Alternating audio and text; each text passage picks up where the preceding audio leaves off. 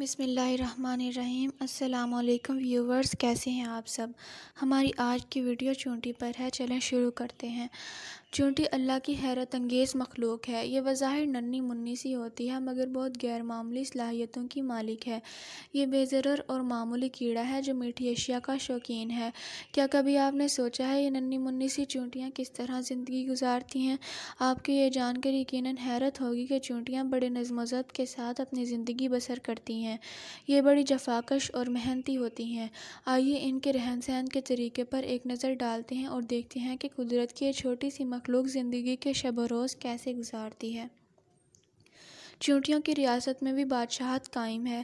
ان چونٹیوں میں ایک چونٹی ملکہ چونٹی ہوتی ہے۔ وہ زمین کے اندر محل نما بل میں سکون سے بیٹھتی ہے۔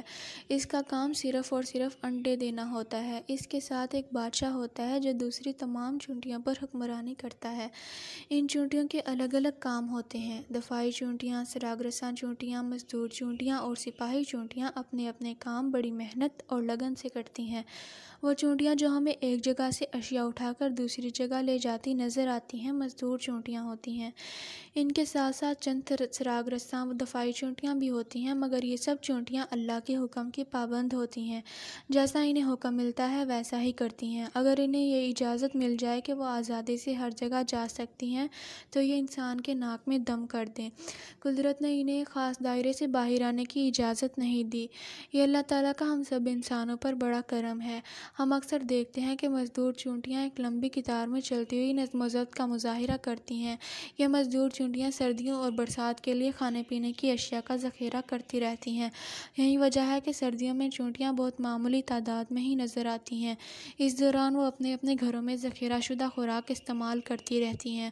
اگر ہم کسی جگہ کوئی خوشبودار یا میٹھی چیز رکھ دیں تو تھوڑی ہی دیر بعد وہاں بہت سی چونٹیاں جمع ہو جاتی ہیں اور تھوڑی تھوڑی مقدار میں اس کے ذرے اٹھا کر لے جاتی نظر آتی ہیں۔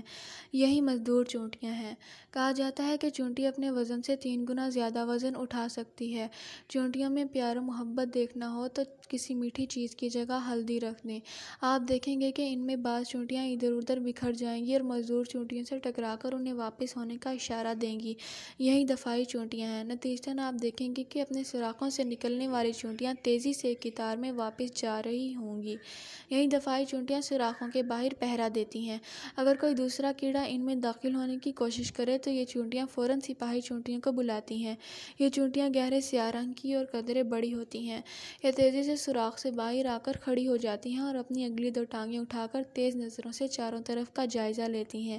اگر انہیں کوئی مکھی، مچھر وغیرہ نظر آ جائے تو یہ اپنی پھرتی دکھاتی ہیں اور اس کو پکڑ لیتی ہیں۔ 2-3 سپاہی چونٹیاں مل کر اس پر قابو پا لیتی ہیں۔ قابو میں کرنے کے بعد وہ مزدور چونٹیوں کو اطلاع دیتی ہیں کہ انہیں اٹھا کر لے جائیں۔ سپاہی چونٹیاں اپنے سوراخوں میں جانے سے پہلے سراغ رساں چونٹی کو یہ ہدایت دیتی ہیں کہ ہمارے اندر جانے کے بعد آپ سب چاروں طرف پھیل جائیں اور اگر کوئی خطرناک شکار نظر آئے تو ہمیں فوراً اطلاع دیں۔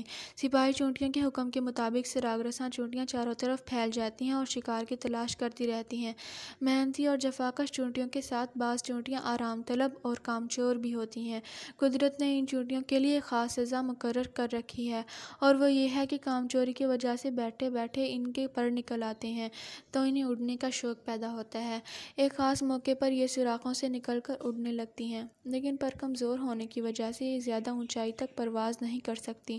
اگر کوئی چونٹی زیادہ اونچائی تک چلی بھی جائے تو ایک دم کسی چڑیا یا کسی اور شکاری کا شکار بن جاتی ہے۔ ان کی کام چوری کا نتیجہ موت بن کر سامنے آتا ہے۔ آرام طلب اور کام چور چونٹیاں بہت کم تعداد میں ہوتی ہیں۔ زیادہ تر محنت کرنے والی چونٹیاں ہی نظر آتی ہیں۔ آپس میں مل جل کر رہنا اور مل جل کر محنت کرنا سب کے لیے فائدہ مند ہوتا ہے۔ یکجہتی اور اندرونی اور بیرونی دشمنوں سے بچاتی ہے۔ نظم و ضبط کا مظاہرہ ہر معاملے میں بہت ضروری ہے۔ جب چونٹیاں نظم و ضبط کا مظاہرہ کر سکتی ہیں تو ہم کیوں نہیں کر سکتے؟ یہ چھوٹی سی مخلوق ہمیں یہ بھی بتاتی ہے کہ ہر کام وقت پر یا وقت سے کچھ دیر پہلے کر لیا جائے تو اس میں ہمارا ہی فائدہ ہے۔ اسی کے ساتھ اس ویڈیو کو ختم کرتے ہیں۔ مجھے اجازت دیں، پھر حاضر ہوں گے اپنی ایک نئی ویڈیو کے ساتھ۔ اللہ حافظ۔